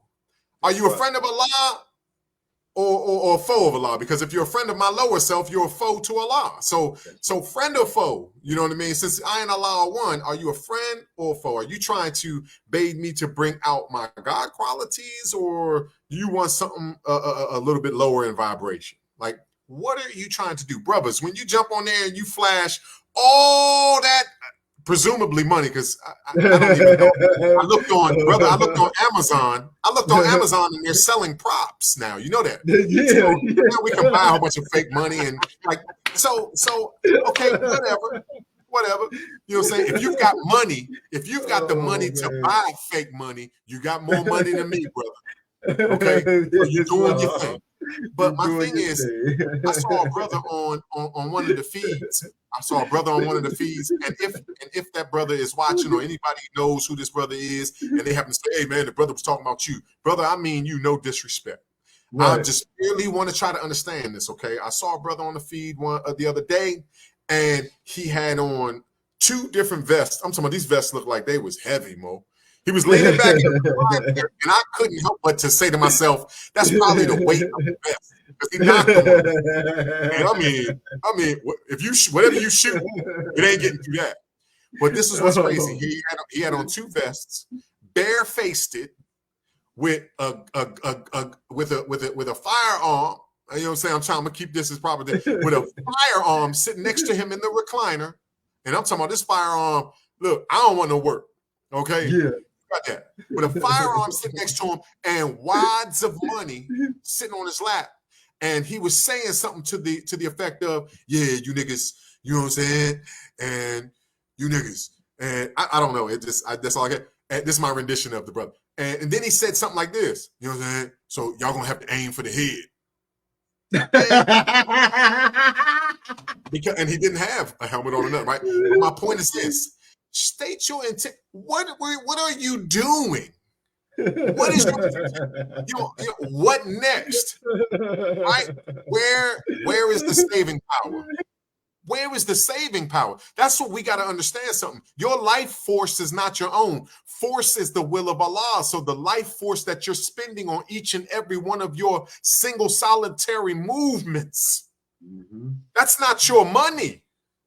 That's not your currency. You're spending your life doing what you're doing in each moment. This is why the prophet warned us. In every moment we can make or mar our fortune. Right. And what we know from a carnal standpoint as being the most valuable at this moment is connected to that life force. What is most valuable is connected to the life force that we have, and we spend that. So in each moment where my mind is focused on the folly and the foolishness, it cannot simultaneously be focused on, the divine and the truth and things of that nature. It cannot. The mind, the heart of man cannot at one time be dedicated to too many things. If you fix your soul on show, you lose reality. Islam, and so I have to ask. It would be great. That should be the new trend. Let's see if we can start that trend. Do what you're doing, but please just be prepared. Kind of like they put hashtags. Just state your intention with the thing that you just posted, so that no one will say anything that you didn't intend. We'll just know that you think that's how you accomplish your mission. What's your intention? Islam. Are you to the sister? Honors to the sister for joining the show, K Bay. Every time I've spoken to this sister, she's always told me, look, when the Moorish American needs to get it done, I get it done. So for the real, honors to the sister for all your hard work. Are you? Islam, thank you. I'm just on the podcast as usual, taking notes. And, when you start talking about the sisters, I felt like I had to jump on and give my portion. I ain't seen nobody else get on. So I'm going to speak on it from both sides of the spectrum. Me and my lower self before I knew the prophet and was introduced to Moorish Temple of America. A lot of sisters are out here lost and don't even know they lost. In this new time, everybody want to be the Cardi B's, the Meg Stallions, and all these other people. They want to claim to be the bad bees and all this, but they don't understand. You like the Grand Sheik said, you getting what you asking for when you entertaining that school of thought. Me coming up, little skirts, high heels, you think that is attractive. You think that is getting a man's attention. And then when they use you and discard you sitting there wondering why, you wondering like what you do wrong. So now you even more desperate to fit in. And when a person see you in desperation, they gonna utilize that. They gonna make you humiliate yourself, and they gonna humiliate you. And you thinking it's for love, you're gonna keep doing it. So that's why it's important for these sisters to know who they are, know they self, and me in a conscious state. I try to reach out to all the sisters to show them modesty and meekness is the best thing for you. I take it to the lessons So I wanted to take it to the Moorish Temple of America Quran, marriage instructions for men and wife from the noble prophet. You know, just to give these a notion of, if you look for a man instead of a boy, how to portray yourself, right. how to redevelop yourself. And I'm just it's I'm gonna just start in the middle at verse number 4. Who is she that winneth the heart of man, that subdueth him to love, that reigns in his breast? Lo, wonder she walketh in maiden sweetness, with innocence in her mind and modesty on her cheek. Her hand seeketh employment, her foot delighteth not in gadding abroad. She is clothed with neatness, she is fed with temperance. Humility and meekness are as a crown of glory circling her head. On her tongue dwelleth music, the sweetness of honey floweth from her lips. Decency is in all her words, and her answers are soundness and truth. Submission and obedience are the lesson, and peace and happiness is her reward. Before her steps walketh prudence and virtue, attended at her right hand. So it's stuff like that that women don't even know. Um, like our turban. Our turban is our crown and protection. Our salvation pin. It's our crown and our protection. It's helping us keep the, the negative out. It's cultivating your mind. And sometimes you want that peace and you want that happiness. You're not gonna get it in some of the actions you out here doing. So when men see a meek, modest woman, a quiet, woman, that makes them look at them different. Nobody like a loud mouth, half naked, unintelligent female that has nothing to bring to the table but problems, drama, and extra bills. To be a liability is not to be wanted at all. It's always best to be an asset, to come with something, and not saying monetary value. Come with some education. Come with the notion that, I know how to nurture my children. I know how to nurture children. I know how to take care of a household. Not, I'm keep going to the restaurants to buy food. No, cook. Health is wealth.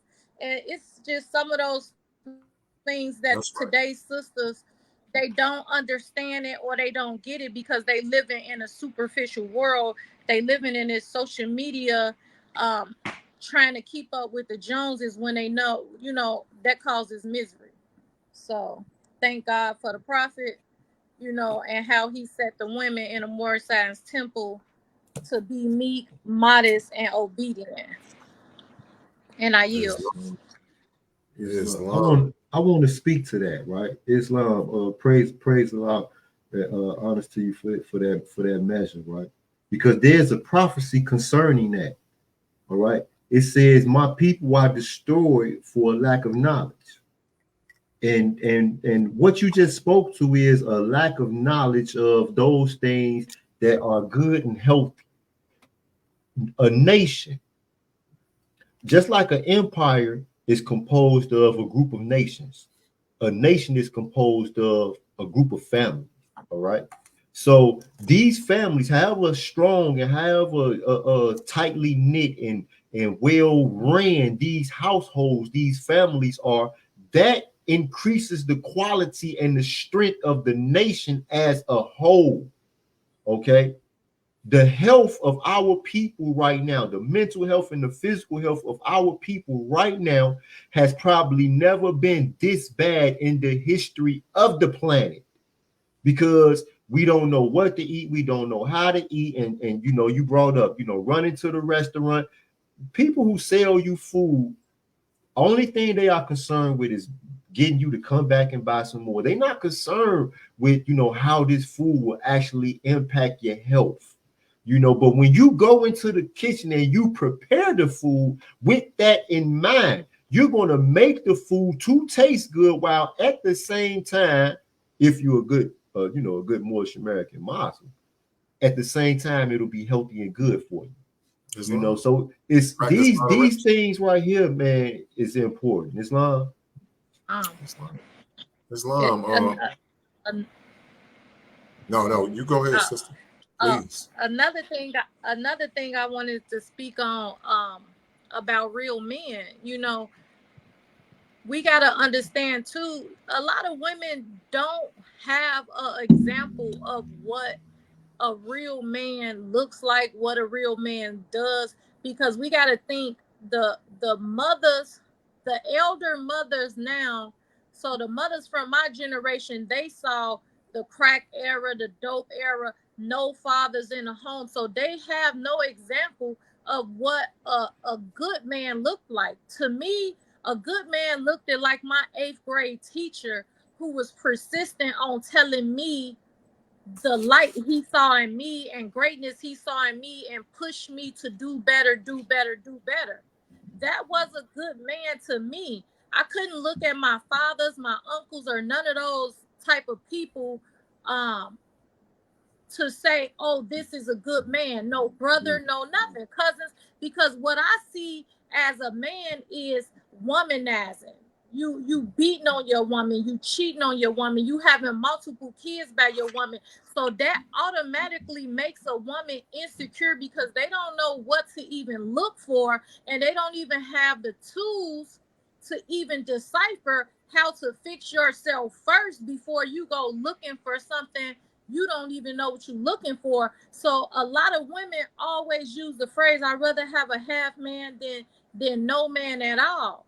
That's meaning you don't have enough confidence in yourself to sit and work on yourself and wait for Allah to bring you the man that you deserve, that will give you your happiness. You out somewhere, you know, doing whatever, accepting whatever, getting beat on, multiple kids in the relationship because you rather just be able to say, I have a man, or he's here, or he come home every night. But how he's treating you, how do your soul feel? How do your mind feel? Are you able to sleep at night, you know, without silent tears? So that's other things women got to look at, and they have to be real with themselves, because a lot of them are delusional. You take whatever is handed to you just to be able to have something in your hand. But if you leave your hand empty and you use those hands and stretch them out to God, he will fill them with what you need. And that's something we don't, as women, look at as well. Islam. And just to camera back on that, you know, and men, so-called men, you know, you get to taking advantage of these situations in a childish state of mind where you're not certain of how to uplift your woman. So before you know it, you're downtrodden your woman, because a woman isn't making an error in confiding and handing trust to her helpmate. Islam say that. But she's being betrayed. That's right. Even if she doesn't have it all, who has it all figured out? So when a woman or a man, either or, I'm speaking to both simultaneously, but you know, the sister K-Bay is already, you know, pointing out some of the characteristics of some of the young ladies. So I'm gonna go ahead and jump on in and speak about the characteristics of the man. You know, the sisters that are being abused by these men. But the thing is, you know, you have a lot of these sisters that open themselves up to that because they are naturally trusting and confiding in the one that is supposed to, as it said in the Holy Quran, keep the woman. And by that, I don't mean in some lesser position. What I mean is protect, serve, honor, things of that nature. In order to receive true protection, in order to receive service, in order to receive certain honors, you have to actually open yourself up for these fair impressions. And in doing so, you create a gap. And a gap is an assailable position. But what woman should believe that when she opens up that door, an assailant who's supposed to be her man is going to walk through it? And you know, and just so that we can make sure that it's understood how these things are relevant to unlocking the key to prophecy. The prophet noble Drew Ali, all right, divinely guided by the Father of the universe, we have him as the great God, Allah. He says in the Holy Quran of the Moorish Temple of America, okay, because, you know, the prophecy is a complete and sound family unit. Okay, it is in a complete and sound family unit. Why do I say this? Because the prophet says, and in my Quran, okay, on page 3, just in part, it says, Islam, by these lessons you can set your house in order. Wow. Right?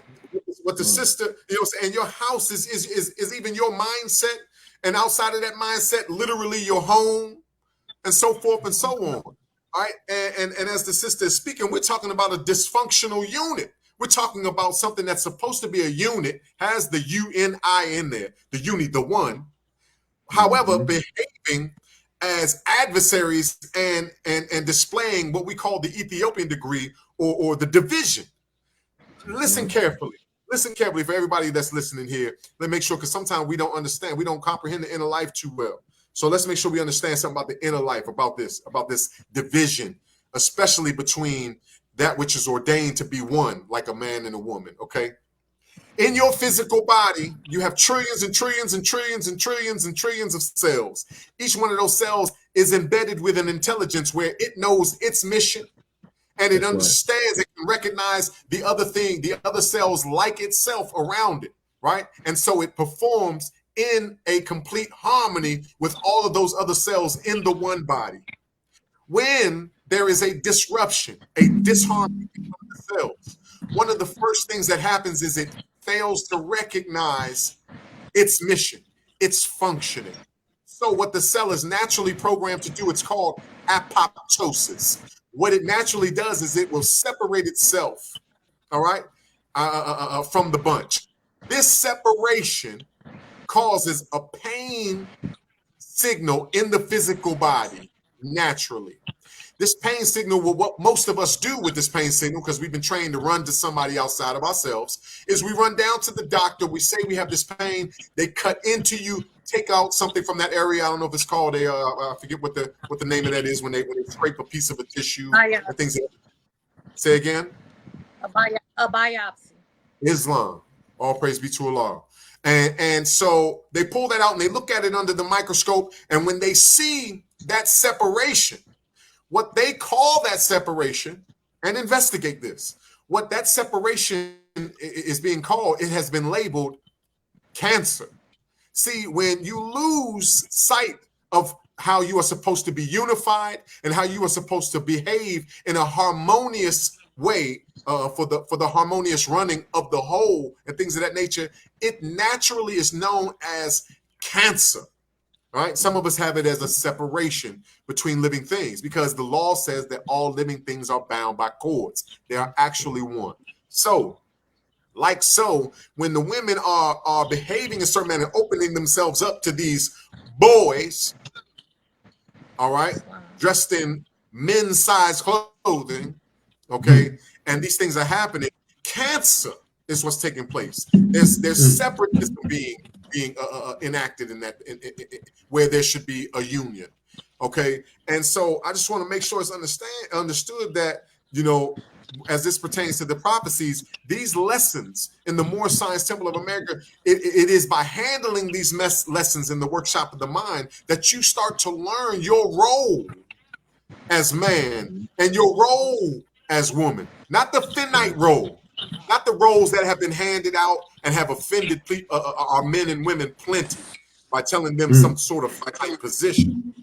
But these are roles in accord with your true and divine nature. These are roles that when we play them, we find that we are equal as opposed to big I, little you, and things of that nature. These are roles that will make it so that when I'm starting to fall behind, my helpmate can actually assist me in getting up.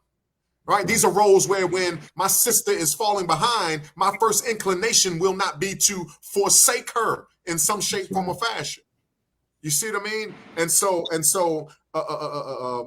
these types of things, when we're talking about the Holy Quran and Moorish Science Temple of America, handling these types of instructions help us to actually fulfill a prophecy of creating a complete and sound unit amongst the men and women. As a what species on earth survives when the male and female species are in competition with each other? Mm. You are supposed to be cooperative, not competitive. You know something that you saying, Mo?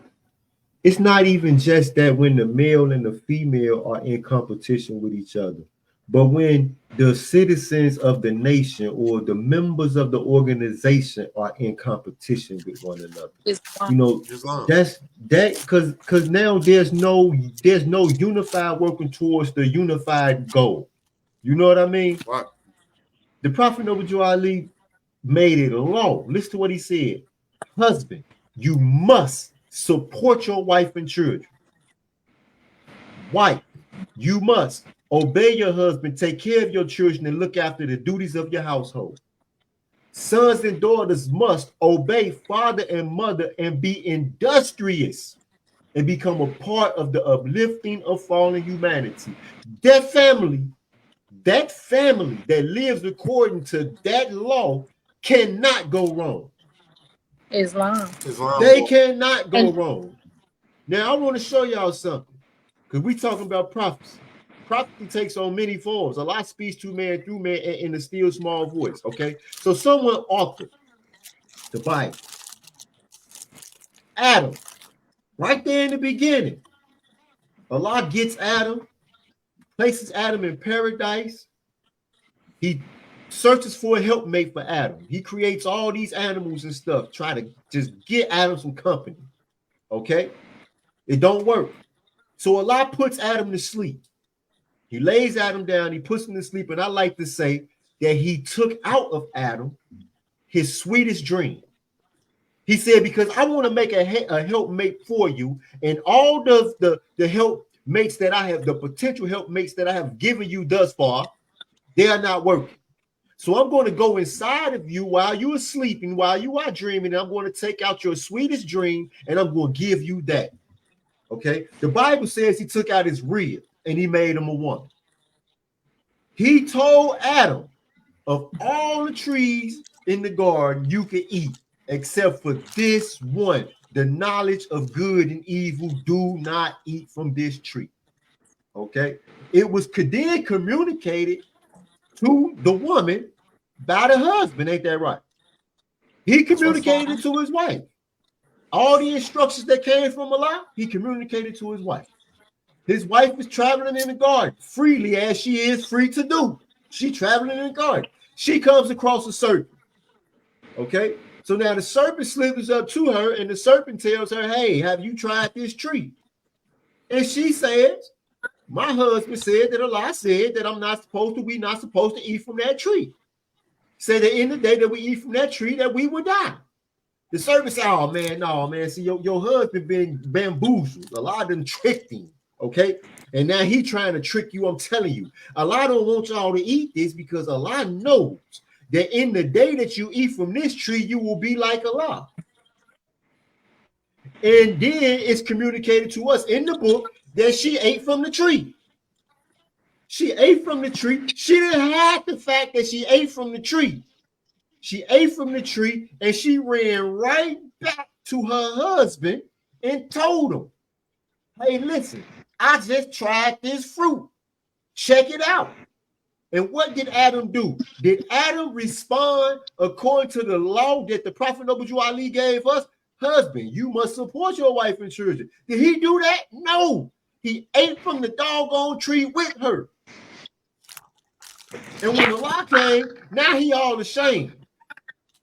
You know, he naked. He all ashamed. He all mad. He all upset. Listen.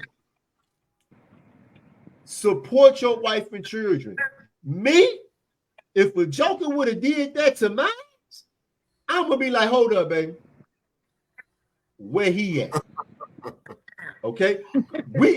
Now we gonna have a conversation afterwards. But right now, my present concern is where is Buddy? Where is the one who has convinced you to do a couple of things? Number one being to go against what I have already told you is God's commandment for us. All right. Number two, this joker just sold you something that already belonged to you. Okay. He done told you that if you eat from, in the day that you eat from this tree, you will be like God. But you was made in the image and after the likeness of God. You already like God. All right. So now it leads me to wonder. Prior to Eve even encountering this serpent, did Adam actually demonstrate to her the presence of God that was in him? Did he make her know that she was like God by showing that he was like God, and therefore she wouldn't have failed for it? The Prophet Noble Ali told us that if our woman is not a member of the Moorish Americans, what did he say? Give her 2 apples. Now the Moors be like, well, what does that mean? You could tell a tree by the fruit it bears. So you need to make sure that without a doubt or a contradiction, when she sees you, she know that the Moorish Temple of America is good because you great. You understand me? Now this is prophecy. Anybody who read this, if you didn't see it that way, I advise you to go back and read the book of Genesis, those instructions right there, and see where the error was made by the first family. Okay. I also want to advise y'all to do a couple of things. I want to advise you to push the like button. If you ain't pushed the like button yet, if you on Facebook, I don't want no like.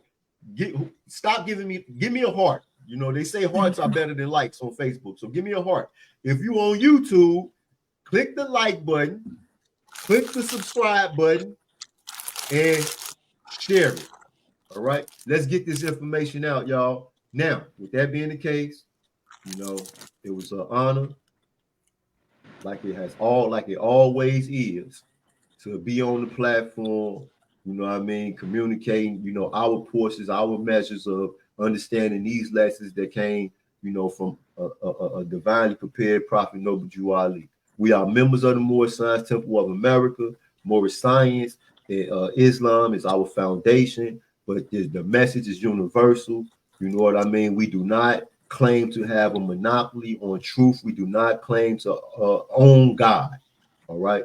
Allah is the Father of the universe. We are all his children. We are just trying to do our part as faithful members of this one divine family called the Asiatic race, Islam. With that being the case, y'all know what it is. It's time to slide. It was a pleasure. You know what I mean? Honor to the brother Shay Ray Ill, honor to the sister K Bay, honor to the chairwoman K Bay Islam, honor to the chairman A Griffin Ill. You know, honor to the Moors for coming. You know, let me check the chat real quick. Islam, brother Trevor Lee Harden, Islam, brother Evans Ill, Elwood Evans Ill, always coming through with the Moors. You know what I mean? Supporting. Honors to Shaquille Sheikh. Honors to Thomas Williams. Okay, I'm all right. You know what? I'm tired of sliding through this chat, y'all. This ain't my thing to be doing that demonstration like that, you know. So what I'm gonna do is I'm about to get ready to hit the overlay button. This is about to come on, and the music is about to play, and we about to be out of y'all.